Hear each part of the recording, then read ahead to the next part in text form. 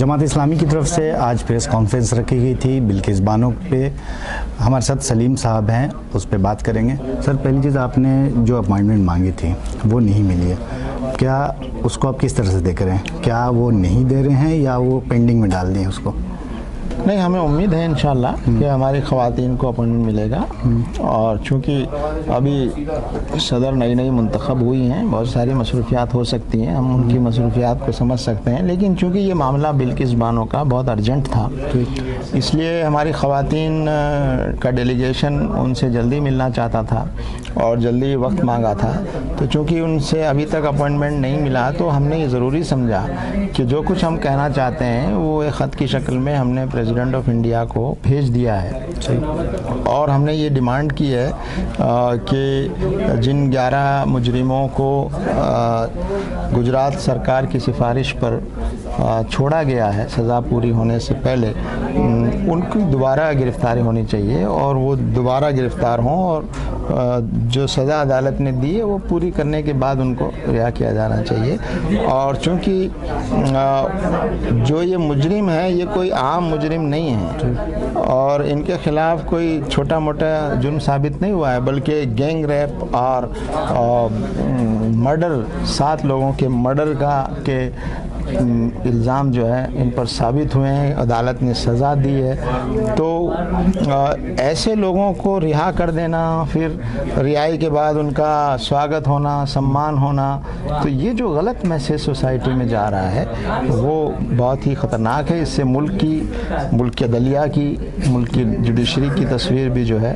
वो एक तरह से कमज़ोर हुई। एक सवाल, क्या इस खतरे को किस तरह देखते हैं? मुसलमान औरतों के लिए ज़्यादा खतरा देख रहे हैं या आम सभी औरतों के लिए देख रहे हैं? अगर रेप के अक्यूज़ को छोड़ दिया जाए इस तरह, ये संदेश क्या है कि अगर मुसलमान के साथ दंगे होंगे, उन पर रेप होंगे और उनको छोड़ भी दिया जाएगा, तो वो खतरा मुसलमानों पे ज़्यादा देख रहे हैं? मुसलमान, देखिए, हम ये समझते हैं कि ये जो माहौल है ये सबके लिए ख़तरा है, सिर्फ मुसलमानों के लिए नहीं। लेकिन ये बात सही है कि जो कमज़ोर तबकात हैं, जो वीकर सेक्शंस हैं, यकीनन उन पर ख़तरा ज़्यादा होगा। किसी भी इस तरह के माहौल में जो सबसे कमज़ोर होगा वो ज़्यादा शिकार होगा। और ख़ास तौर से वो कम्युनिटी जिसके ख़िलाफ़ नफ़रत फैलाई जा रही हो, जिसके ख़िलाफ़ एक तरह का एक नफ़रत का माहौल पैदा किया जा रहा हो, यकीनन वो ज़्यादा शिकार होंगे। लेकिन ये जो हालात पैदा हो रहे हैं कि गैंग रेप और मर्डर के मुजरिमीन को इस तरह से छूट दी जा रही है और उनको वक्त से पहले रिहा किया जा रहा है, ये पूरे मुल्क के लिए ख़तरा है। आप उम्मीद क्या कर रहे हैं? जिस तरह से इस पे एहतजाज होना चाहिए था और अपोजिशन पार्टी को बोलना चाहिए था, किसी भी नेताओं को, अपोजिशन पार्टी के या सत्ता के लोगों को, उनसे ना उम्मीदी आपको दिख रही है या उनको आप चाहेंगे कि अपोजिशन पार्टी इस पर कुछ बोलती या बोले? देखिए, हम ये समझते हैं कि जिस तरह से मुल्क के हालात पिछले कुछ सालों में तेज़ी से बदले हैं और बिगड़ रहे हैं, वहाँ धीरे धीरे एहतजाज का, प्रोटेस्ट का स्पेस जो है वो बहुत कम होता जा रहा है। लेकिन सियासी जो पार्टियां हैं, पॉलिटिकल पार्टियां हैं, मुझे लगता है कि चूँकि ये सारी जो चीज़ें हो रही हैं वो पॉलिटिकल फ़ायदे के लिए हो रही है, राजनीतिक फ़ायदे के लिए हो रही है, इसलिए राजनीतिक पार्टियों को आगे आकर ज़ोरदार अंदाज में इन गलत चीज़ों के ख़िलाफ़ आवाज़ उठानी चाहिए। और जब सियासी पार्टियां उठाएंगी तो आवाम भी फिर उनके साथ दे सकती हैं।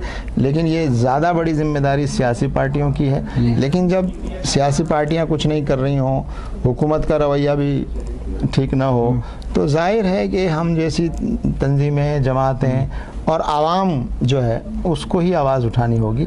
तो जो कुछ हो सकता है ऐसे हालात में वो ज़रूर किया जाना चाहिए और गलत चीज़ के ख़िलाफ़ हमेशा आवाज़ उठाई जानी चाहिए। तंजीम का आगे क्या रोल रहेगा इस मुद्दे को लेकर? खासकर क्या बड़े आंदोलन की तरफ जाएंगे आप, कुछ सोचें? नहीं, देखिए, जमात इस्लामी हिंद कोई राजनीतिक पार्टी नहीं है और राजनीतिक पार्टियों की तरह काम नहीं करती है। अलबत्ता ये कि जो भी गलत चीज़ समाज में हो रही है उसके ख़िलाफ़ आवाज़ उठाना और जहाँ तक जो मुमकिन हो हमारे तंजीम के दायरे में और लोगों के साथ मिलकर, सिर्फ मुसलमानों के साथ नहीं बल्कि जितने भी इंसाफ पसंद लोग हैं उनके साथ मिलकर कोशिश करना, ये बेदारी का काम और हुकूमतों पर, पार्टियों पर, सरकार पर दबाव बनाने का काम, ये हम सब की जिम्मेदारी है।